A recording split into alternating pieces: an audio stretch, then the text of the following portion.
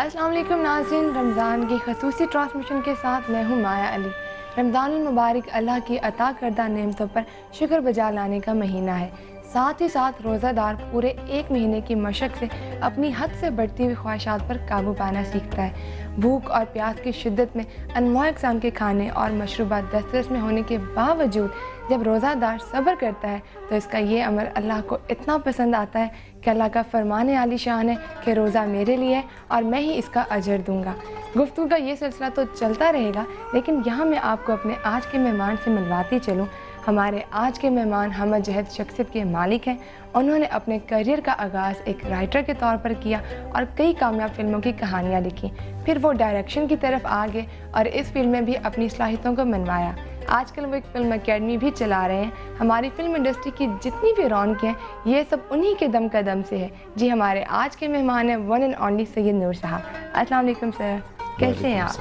بالکل بہت اچھا۔ سر مجھے پہلے یہ بتائیں کہ روزے کیسے گزرے ہیں آپ کے؟ تکلیف میں ہوں اس لیے کہ کام بہت ہے اور اس میں روزے کا ساتھ ساتھ ٹریول کرنا تھوڑا سا تکلیف دہ ہو جاتا ہے۔ میری فلم ریلیز ہے عید کے اوپر جگنی، تو اس کی ایڈیٹنگ چل رہی ہے، اس کی ڈبنگ چل رہی ہے، بیک گراؤنڈ میوزک ہو رہی ہے، پوسٹ پروڈکشن کا پورا کام بہت تکلیف دہ اور بہت تھکا دینے والا ہوتا ہے، اور وہ چل رہا ہے۔ تو ساتھ میں روزہ بھی ہے، سحری بھی چل رہی ہے، افطاری بھی چل رہی ہے، آج آپ کے یہاں افطاری ہے، سب کام چھوڑ چھاڑ کے بھاگ کے آئے ہوں، اور آپ یقین کریں میں 3 دن سے سویا نہیں ہوں۔ مطلب سر آپ نیند پوری بھی نہیں لیتے پھر بھی کام کر رہے ہوتے ہیں؟ اور کبھی آپ نے سوچا ہے کہ آج میں روزہ نہیں رکھتا، کام کر لوں گا اپنے سارے؟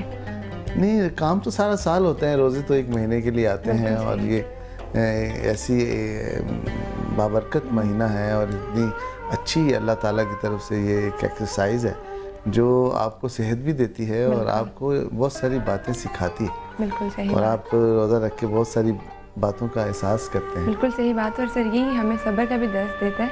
سر یہ بتائیں کہ کافی ٹائم سے آپ نے ابھی بتایا کہ آپ کی فلم بھی آنے والی ہے، تو اس کے بارے میں بتائیں سر کہ اتنے ٹائم سے جو نہیں آ رہی تھی، کیا اس پہ ہو رہا تھا؟ نہیں، ٹائم سے نہیں آ رہی تھی، میری پچھلی عید پہ فلم ریلیز ہوئی تھی، وہ کامیڈی فلم تھی، ووٹی لے کے جانی ہے۔ جی جی جی۔ تو اس کے بعد تیار تھی آلموسٹ یہ فلم، تو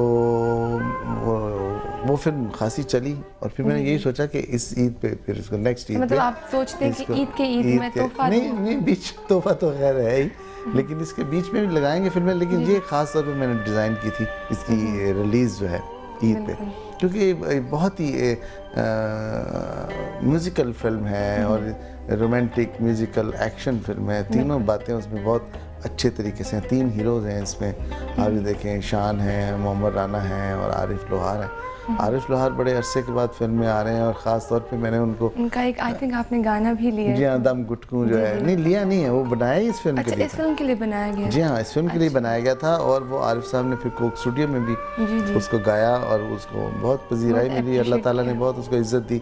اور عارف صاحب ویسے بھی بڑے نیک آدمی ہیں، بہت پیار کرنے والے آدمی ہیں، جو کام کرتے ہیں دل سے کرتے ہیں، اور ان کو اللہ تعالیٰ اس میں برکت بھی ڈالتا ہے۔ آمین سر۔ اچھا سر یہ بتائیں کہ آپ نے فلم اکیڈمی کا کہا، paragon academy I think film کی، سر یہ ابھی تک کیوں نہیں سامنے آ رہی منظر آپ پہ، لوگوں کو کیوں نہیں پتا چلتا؟ دیکھیں، ایک تو مایا بہت سی مصروفیات رہی ہیں میری، اور میں اکیلا سارے کام نہیں کر سکتا۔ بالکل صحیح سر، آپ کی اکیڈمی کے بارے میں اور بھی بہت سی باتیں کریں گے، لیکن ناظرین ابھی وقت ہوا ہے ذکر خیر کا، اور آج دیکھتے ہیں کہ احمد صاحب نے کیا ہمیں بتانے کے لیے اپنے پاس رکھا ہوا ہے، تو آئیے دیکھتے ہیں۔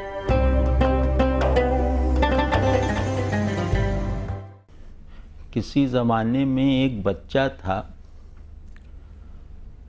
جو بہت ہی فطری ذہانت رکھتا تھا، اور اس کے نفس میں بھی پاکیزگی گویا لہریں لیتی ہوئی محسوس ہوتی تھیں۔ تو اللہ نے اس پر خاص مہربانی کی تھی کہ اس کے ذہن کو حقیقت کا ذوق رکھنے والا بنایا تھا، اور اس کے نفس کو پاکیزگی کے سرچشمے میں غوطہ زن ایک روشنی کی طرح متحرک اور خوبصورت بنا رکھا تھا۔ تو ذہانت کی روشنی اور پاکیزگی کے سیلاب میں ڈوبا ہوا یہ بالکل ایک فطری وجود اپنے والد صاحب سے پوچھنے لگا کہ بابا دوستی کسے کہتے ہیں؟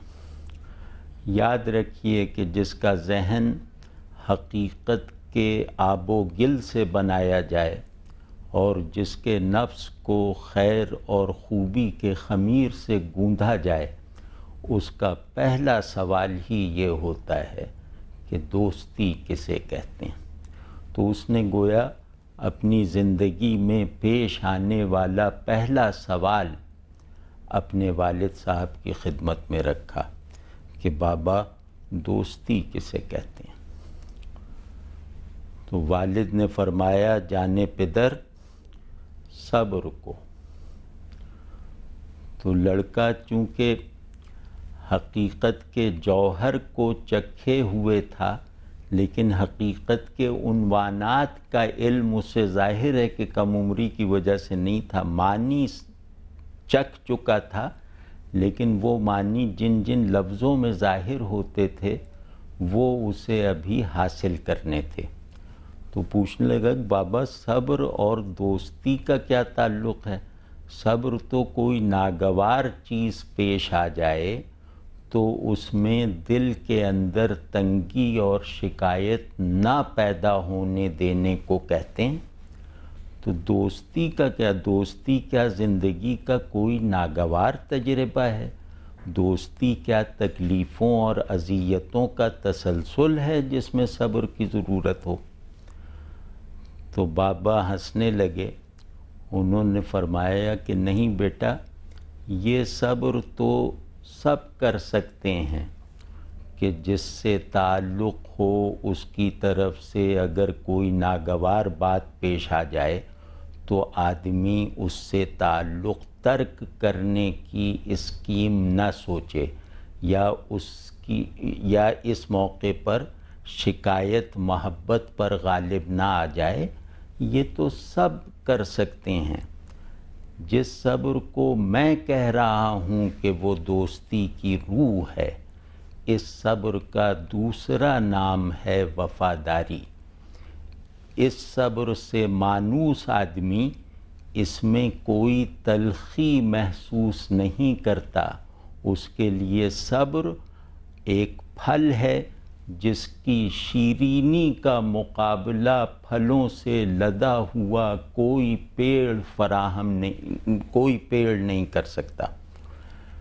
تو لڑکا تھوڑا سا سوچنے لگا اور اس بات نے اس کے ذہن میں ابھی جگہ بنانی نہیں شروع ہوئی تھی کہ اس کے اندر چھپی ہوئی روشنی نے اس کے دل کو ایک دم سے جگمگا دیا، اور اس نے کہا کہ بابا میں یہ تو نہیں کہہ سکتا کہ میں نے صبر کو جان لیا، البتہ یہ ضرور کہہ سکتا ہوں کہ آپ کے بتائے ہوئے صبر نے میرے دل کو غالباً پہلی مرتبہ چھو لیا ہے، اور میں اب یہ محسوس کرنے کے لائق ہو گیا ہوں کہ صبر وہ جذبہ وفاداری ہے جو چلتے وقت بھی اپنے دوست کی طرف یکسو رکھے اور گرتے وقت بھی ہمارے منہ کو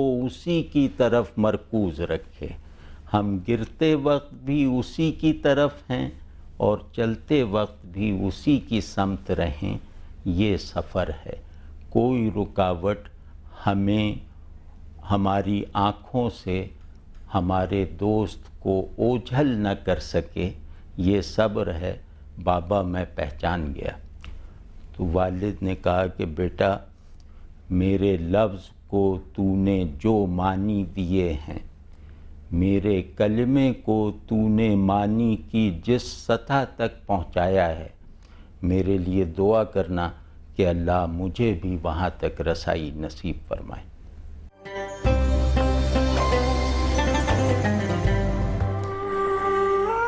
جی تو ناظرین، آپ لوگوں نے دیکھا کہ احمد جاوید صاحب نے ہمیں صبر اور دوستی پہ کتنی خوبصورت باتیں کی، اور جو اچھی اور سنسیئر دوستی ہوتی ہے وہ بہت قسمت والوں کو ملتی ہے، اس کو ضائع نہیں کرنا چاہیے۔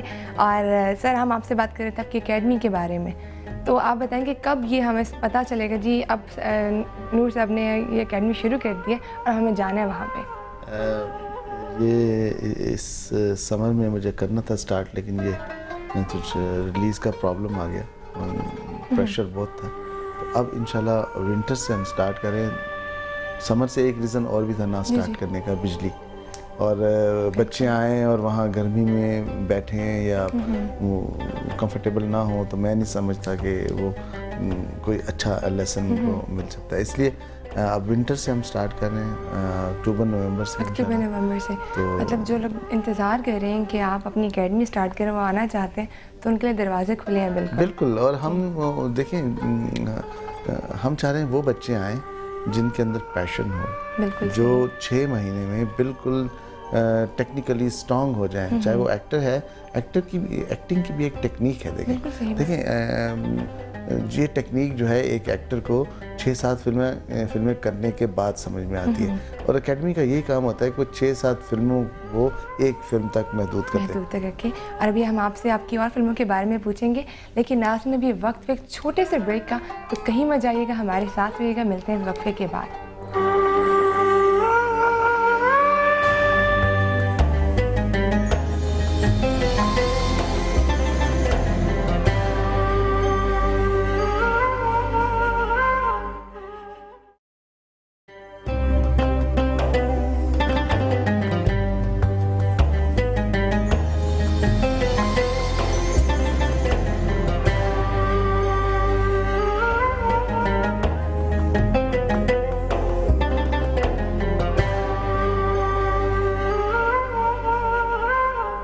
افطار کے سماں میں ایک بار پھر سے خوش آمدید. تو میرے ساتھ موجود ہے سید نور صاحب.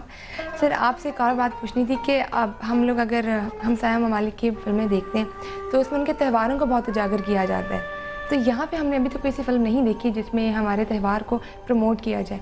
آپ کو کوئی ارادہ ہے اس طرح کی فلم بنانے کا؟ بالکل ہونا چاہیے، اور اسلامک پوائنٹ آف ویو سے ہمیں ایجوکیٹ کرنا چاہیے اپنے دیکھنے والوں کو. لیکن انفارچونیٹلی ہوتا کیا ہے کہ ایک تو فلمیں بہت کم بن رہی ہے، دوسرا اگر کوئی مذہبی رنگ فلم میں لے آئیں تو وہ سینسر والے کچھ پرابلم کریٹ کرتے ہیں، اور اسی لیے کچھ اتنا بورڈلی ہم مذہب کو کوئی غلطی نہ ہو جائے، کوئی ایسی بات نہ ہو جائے جو کوئی ہرٹ نہ ہو جائے. تو اس لیے اور پھر فلم جو ہے ایک ایسی انٹرٹینمنٹ ہے کہ اس میں اگر آپ کوئی سنجیدہ بات کریں اور پھر خدا نخواستہ کوئی غلط بات ہو جائے تو اس کا بڑا غلط ریئیکشن ہوتا ہے. سر، ویسے بھی اتنی ٹینشنز ہمارے آج کل چل رہی ہیں، تو فلم بہترین طریقہ ہے اپنی ٹینشنز ختم کرنے کا. آپ کی ایک مووی تھی سر 786 کے نام سے. ہاں جی. اور اس کا نام کیوں بدلا گیا تھا سر؟ اس کے پیچھے وہی سینسر. دیکھیں نا، وہ میں نے فلم بنائی تھی شیعہ سنی اتحاد، اور کہا گیا تھا کہ جی وی آر بردرز، اور کوئی جو سنی ہے وہ کسی امام بارگاہ میں جا کے کوئی. ابھی ہم آپ سے اس کے بارے میں اور بھی انفارمیشن لیں گے، لیکن ناظرین ابھی وقت ہوا ہے پرائس لسٹ کا. تو دیکھتے ہیں کہ آج کیا مہنگا اور کیا کم ہے.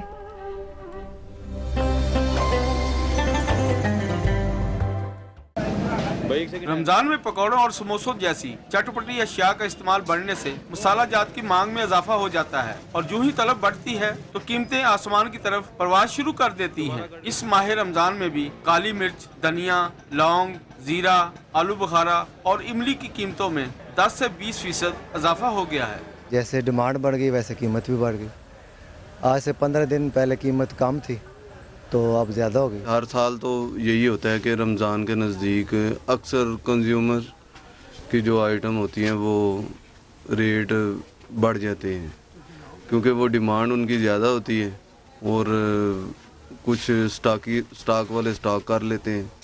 مہنگائی کے طوفان سے تنگ شہریوں کا کہنا ہے کہ حکومت اشیاء خور و نوش کی قیمتوں کے استحکام کے لیے عملی اقدامات کرے. قیمتیں تو بڑھ رہی ہیں، ہر چیز کی بڑھ رہی ہے، کم نہیں ہو رہی بالکل قطر بھی. دن تہوار آਉਂਦਾ ਜ਼ਿਆਦਾ ਅੱਗ ਲਾਉਂਦੇ, ਜ਼ਿਆਦਾ ਮਹਿੰਗੀ ਕਰਦੇ, ਹਰ ਗਰੀਬ ਆਦਮੀ ਦਾ ਖੂਨ ਚੂਸਦੇ ਆ. عوام مجبور ہے، اس نے لینا ہی لینا ہے. اب یہ سب چیزیں رمضان میں تو سب نے کھانا ہی کھانا ہے، وہ تو لے گا، وہ چاہے مہنگا ہو اور سستا تو کبھی بھی نہیں ہوتا.